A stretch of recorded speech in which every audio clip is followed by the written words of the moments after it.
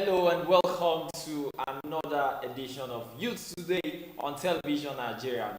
My name is Ubiebi Emo Efe Caesar. Now, the idea of Nigeria, of this program, it's basically to inspire young people, to get young people involved in both common and national issues. Today, we're going to be looking at the idea of a new Nigeria. Now, the idea of a new Nigeria is not just about political discourse, but the total transformation of all our sectors, from politics to social and to our economic life.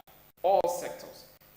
Why a lot of young people are clamoring for the political paradigm to shift from the old to a much younger person being the president of this country or heading other political spheres, the narrative is already changing in other sectors of our national lives, from from literary sectors to sports, ICT, education, and of course entertainment. Today I will be discussing with a young researcher, Alexandra Olatunde Akolo, who is making great strides in the energy sector, talking about natural and renewable energy. After this short break, we'll be discussing with this young, enterprising, energy economist. Please don't go nowhere, as we are going to be taking a look at young people doing great things in the energy sectors.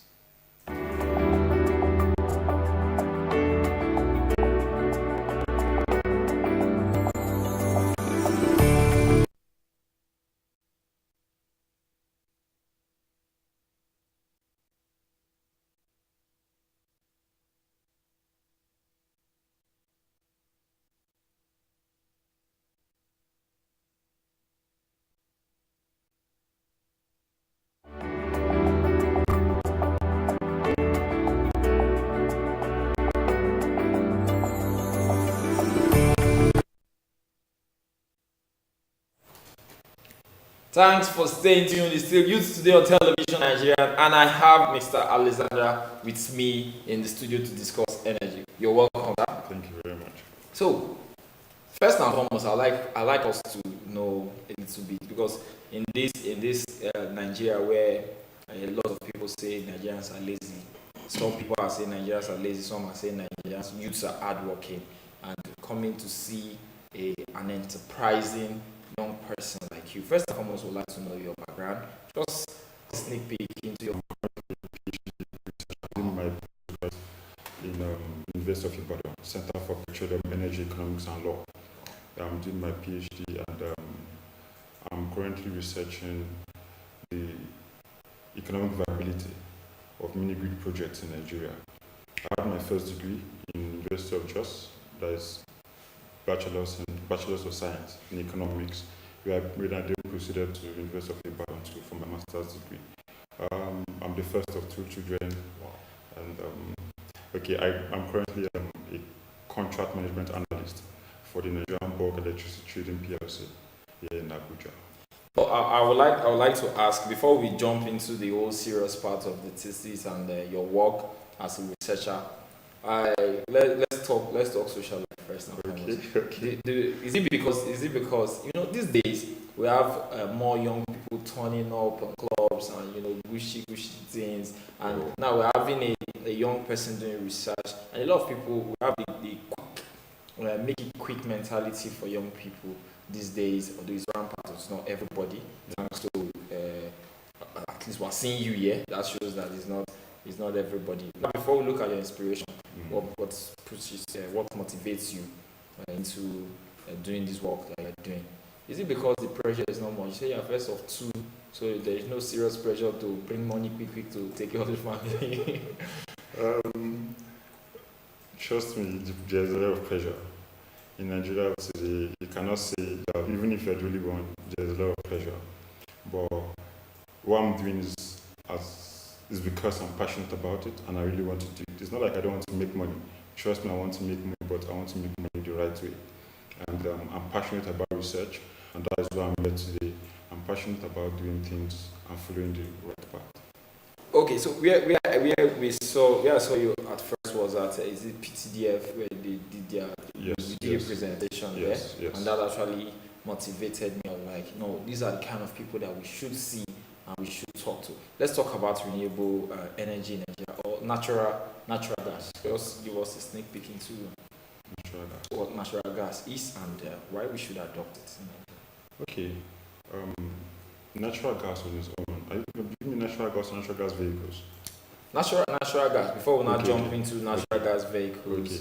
Natural gas on its own is one of the products you get when you're exploring and producing oil and gas. Oil. Normally, it is an hydrocarbon that is gotten when you're exploring for oil. There are two types of natural gas: associated natural gas and unassociated natural gas. Associated natural gas is the one you get when you're drilling for oil.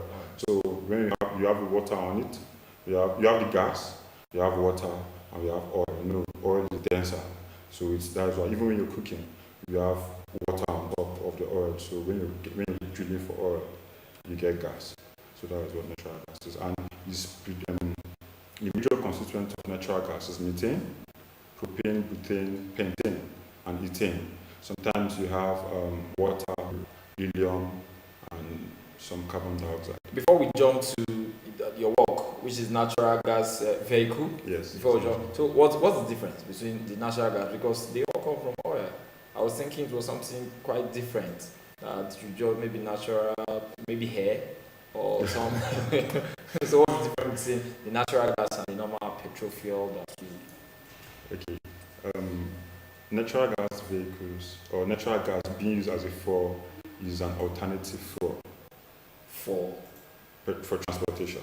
No, for natural gas is an alternative source of energy, or how do you put it, for the one that we have now. Yeah, so you're talking about the difference between natural gas and fossil fuels. Good, that's the word. And so you help me so that I'm very that is petrol, that is crude, that is petrol and diesel. That they call it fossil fuels. Okay. Yes. What's the difference? Natural gas is cleaner, is lighter, is more environmentally friendly.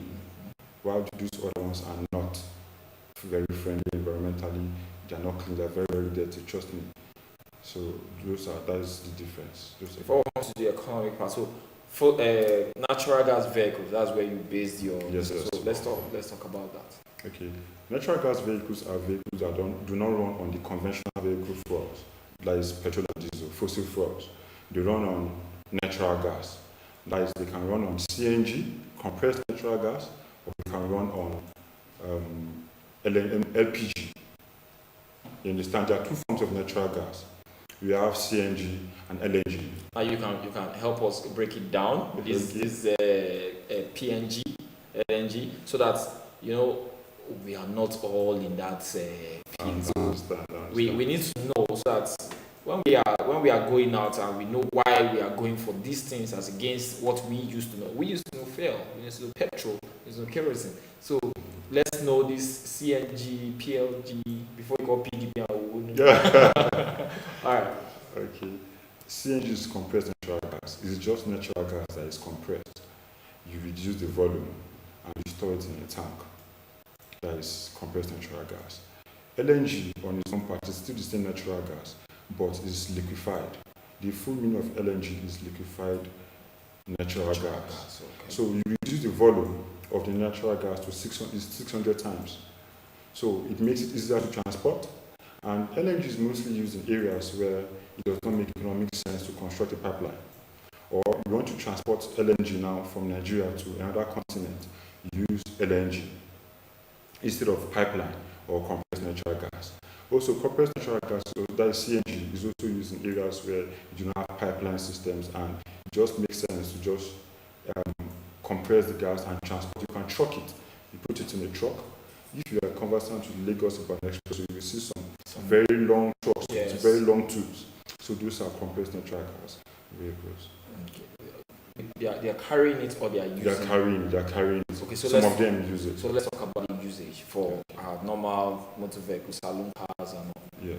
So why should we start adopting, like your thesis, your work? You are talking about the demand for compressed natural gas. So Tell us more about it. Like for our cars to be using the compressed natural gas as against the fossil fuel.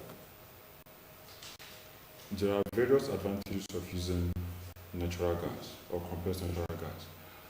First of all, it's cheaper. Right now, in Guinea, per standard cubic meter of gas, you pay 19 naira instead of petrol where you pay 145 naira, Wow. or diesel that is above 200 naira to 250. So you see, it's actually very, very cheap. Secondly, when your engine runs on natural gas, it lasts longer because the gas is lighter, it's cleaner, so the lifespan of your engine is supposed to last long. Unlike when your vehicle is running on petroleum or diesel. Further, the emissions, there are a lot of emissions, carbon monoxide, you must have heard of global warming. Yes. All these things are by virtue of emissions into the atmosphere. The emissions from natural gas vehicles are very, very low compared to those ones that come from diesel or petroleum. So those are the reasons. Also, we have energy security. Imagine during fuel scarcity, you don't have to go and queue for petrol when people are queuing for a long number of hours. You just drive into a natural gas station, get your fuel, and you drive out. So right now, are there special cars that use this kind of gas, or we already have cars using this type of gas in Nigeria? You already have cars that run on it. In Nigeria right now, according to Nico MD, he said there are various cars that run. Actually, there are various cars that run on natural gas, compressed natural gas. They're built I've for seen that. them. Yes, they are built ones. Are the ones that are built. They call them OEMs, original equipment manufacturer, and they're the ones that are retrofitted. They are fixed. You go into a conversion station. They convert your vehicle to run on compressed natural gas. Most of the ones we have in Nigeria are retrofitted.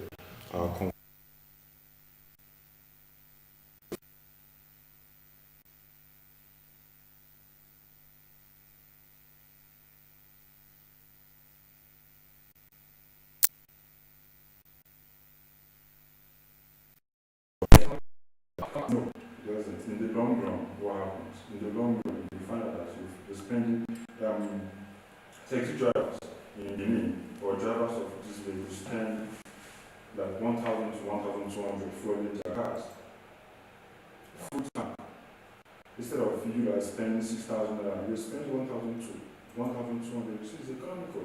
It's just the initial capex, the initial investment of converting your vehicles to run on gas and changing it from diesel or petrol. That is the initial part. Subsequently, you find that it's actually cheaper. So it doesn't affect the engine of the car. No. What are the effects? Some cars when you move from let's come to we're just talking about cars now, but when you move from stick to automatic or from automatic to stick, it normally affects the car. I don't know a side effect from this conversion. All things being equal, there's not supposed to be any side effect. But from my studies, the research I did in Benin, I found out that some drivers complained actually that the shelf life or the lifespan of their engines were cut off by half. Wow. And that is because the vehicles were not originally made for that. One of my recommendations was that more research should be done and trainings should be done for people that do the conversions, because maybe that is why it's not optimally efficient. Further, some drivers also complain about speed. They said the vehicles were not very fast. Make sure those ones that do long distance travel. Then some other drivers complain that normally for normal saloon cars, they're supposed to biofuel. Natural gas vehicles are in three forms, three types. We have the dedicated, the ones that run only and solely on natural gas. Okay. We have the biofuel that run a combination of natural gas and petrol. That is PNS. And those ones you can easily switch. When there's no gas, you run on petrol. You have your tank in your vehicle, just like you have a petrol tank. So you usually switch. There's a switch by dashboard, you just switch. While you have dual fuel natural gas vehicles, those ones are usually for big trailers and heavy-duty vehicles. For those ones, if there is no natural gas, diesel to serve as a spark plug of a vehicle. Okay. Diesel just ignites it and the natural gas. Thank you. Switch. Yes. So most of these drivers complain that when there were gas or petrol, their vehicle is not going to start. So they needed the two fuels to run their vehicle. So those are the side effects I saw as in from my research. So the car is going to have 2 tanks? Yes, 2 tanks. Wow. 2 tanks. In Nigeria right now, as a rule of thumb, the tanks are usually fixed in the boot. But in Lagos, Ibafor, there are some vehicles that run, some buses that run on compressed natural gas. Those tanks are fixed under their car seat. Wow. It's like I'm in another Nigeria.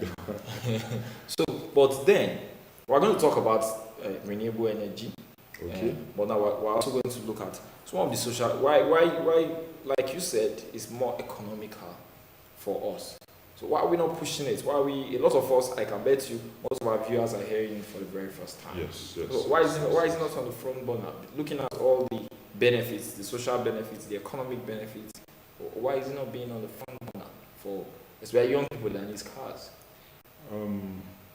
The government has tried on its own part, but the major instigators of these natural gas vehicles are NIPCO and Nigerian Gas Company. They had the JV, that is a joint venture, and they formed the Green Gas Limited.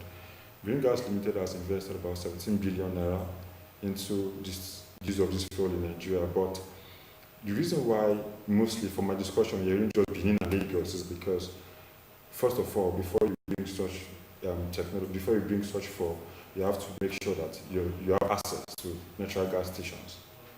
In Abuja, there is no CNG station, but there is an LPG station. In Jabi, there is an LPG station. There are vehicles that run on liquefied petroleum gas. There is normal cooking gas, propane and butane. Wow. So, but we found out that a lot of people are not informed. Some people are scared. Some people are afraid of explosions. You understand? They're like, hey, this is a walking bomb or something, because they don't have enlightenment. Some people are afraid. But there should be more awareness. Yes, there should be more awareness, but unfortunately, is it that it will not be lucrative to the section of people, so they're trying to beat it down? No, it's very, very lucrative, but there are a lot of factors. First, acceptance. Many people do not accept new things. But you have to push it before people have to know it to accept it. Yes. That's very, very true. You have to push it. But another the other fundamental issue I raised was the availability of natural gas stations.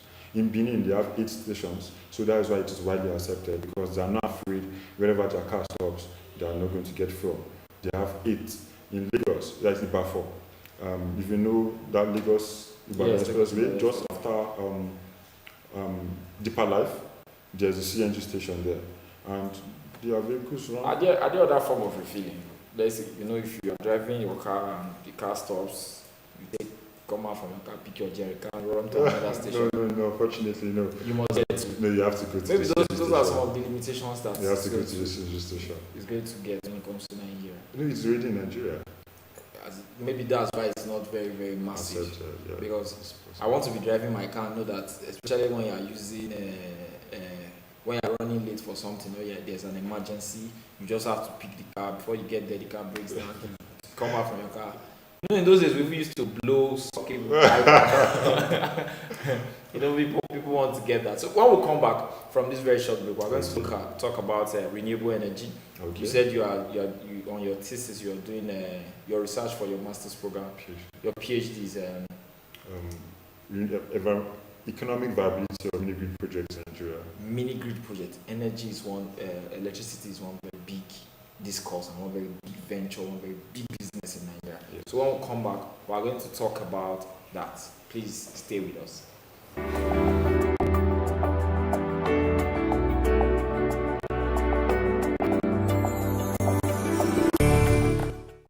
For almost a decade, the Nigerian army have given their all to ensure that our dear country is not overrun by Boko Haram insurgents. Some have in the process paid the ultimate price, while many will forever live with indelible scars occasioned by their determination to protect the country, no matter the hurdle.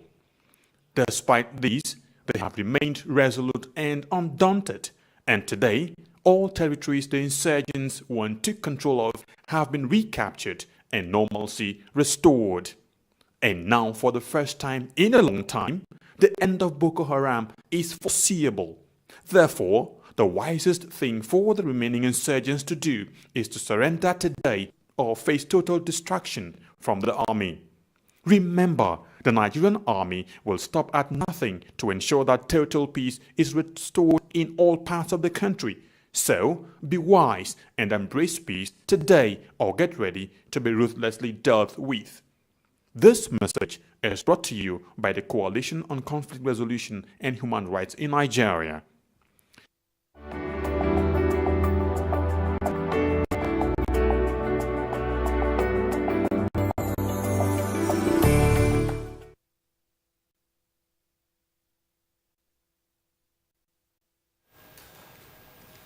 Welcome back. It's the Youth Today on television. Nigerian Renewable natural gas in Nigeria, and I have with me a young Nigerian doing great research on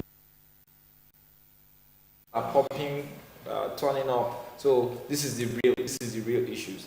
Like always, Youth Today is to inspire young people and get them involved. Now let's talk about you said mini grid. Mini grids. First and foremost, let's look at the energy situation in Nigeria. I don't want to ask what are the problems, but what are the solutions? Mini grid. Mini grid. Yes. I've heard it in some forums. Some people talking about mini grid. Even I think the Minister of Power said it sometime. But why are we not seeing it? Actually, a lot of work is being done.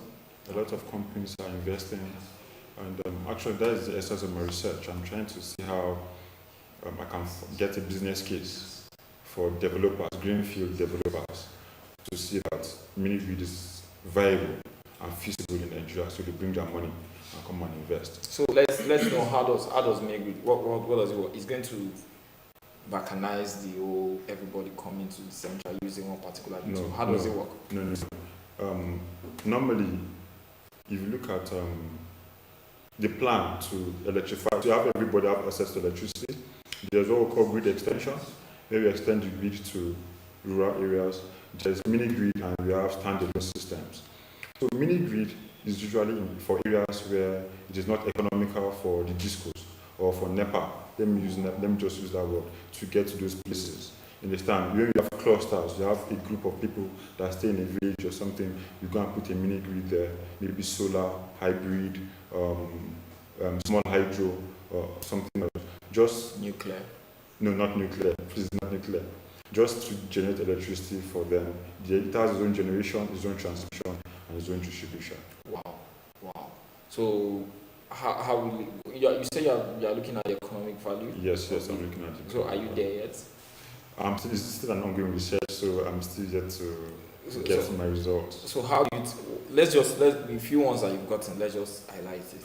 Yes, because if it is not viable, many people will not be investing in it.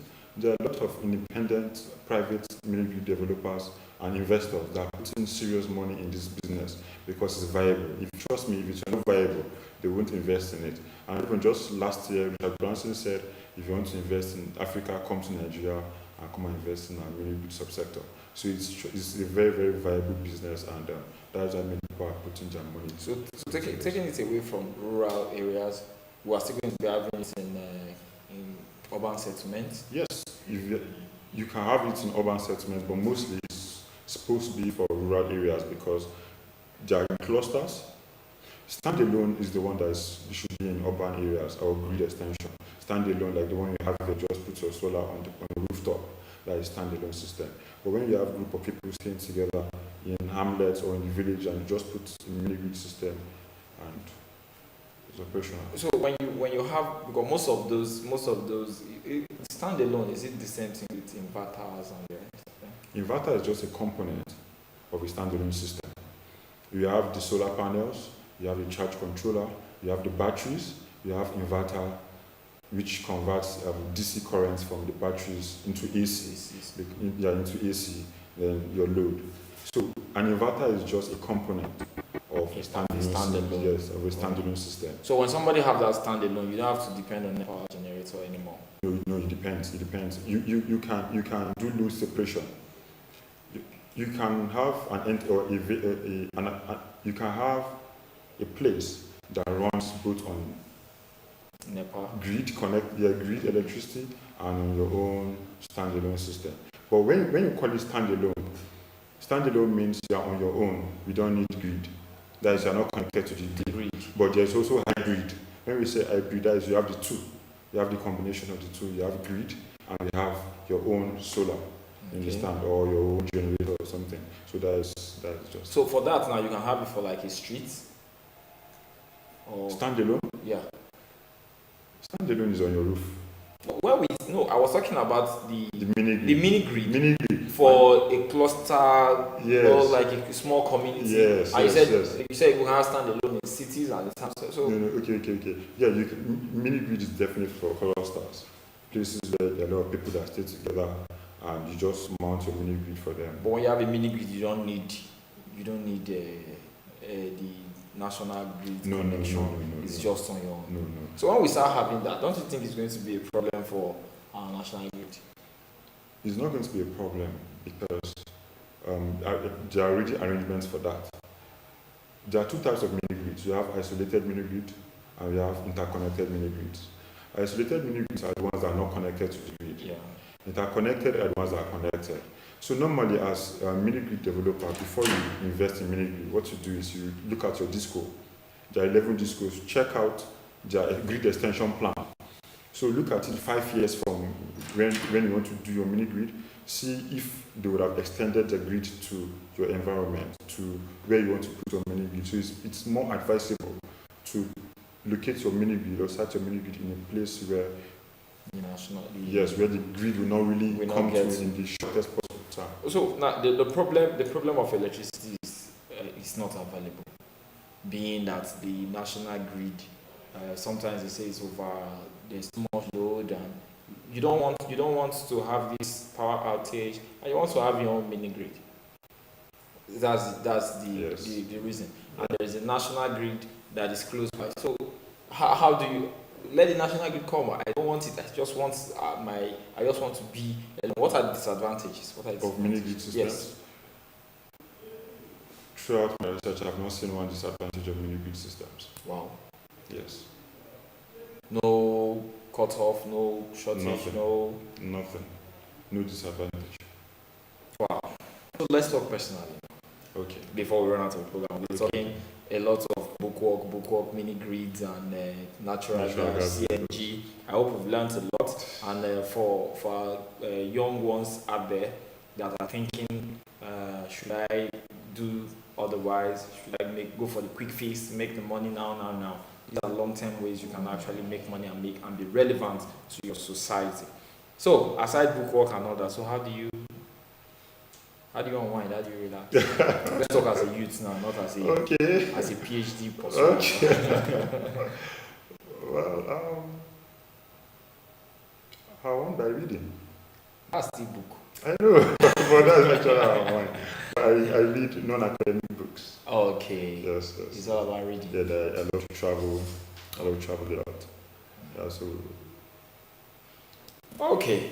So how's it been? I like to talk about the challenges, because before now some people do research and their work do not come to limelight. They don't get to see it.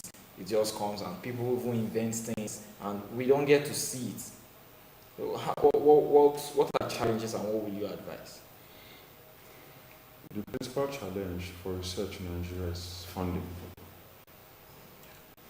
Just some days ago, I was searching all over for research grants in Nigeria, but unfortunately, it's almost non-existent. So for most researchers have to use their own funds to finance their own research. So, but if you notice in other places, in other countries, other clients, you have grants. You have a pool of grants and everything that researchers can just access. But unfortunately, in Nigeria, then also we have problem of data. the inavailability or unavailability of data is a problem for Nigerian researchers, especially if you're getting your data in Nigeria. Most companies, most people are not willing to divulge information because they're afraid, they're scared of what to use the data for. You understand? So don't you think companies should begin to divert their social responsibility to making funds available for research? Don't you think it's a better social responsibility than what we already have? We cannot tell companies how to spend their money. It's social responsibility.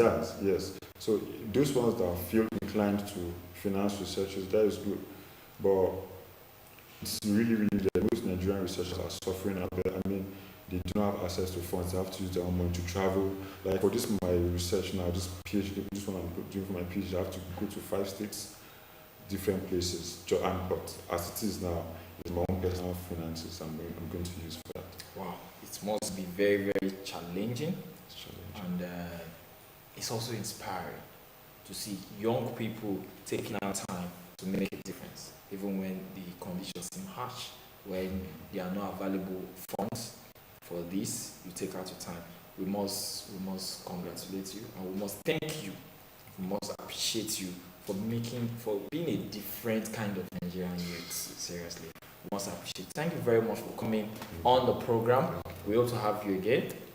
Maybe then we're going to talk. This time you'll not be reading too much. It's not going to be all about reading. So that has been the program, Youth Today on Television Nigerian. My name is Ubiebi Emoefe Caesar. Please enjoy your weekend.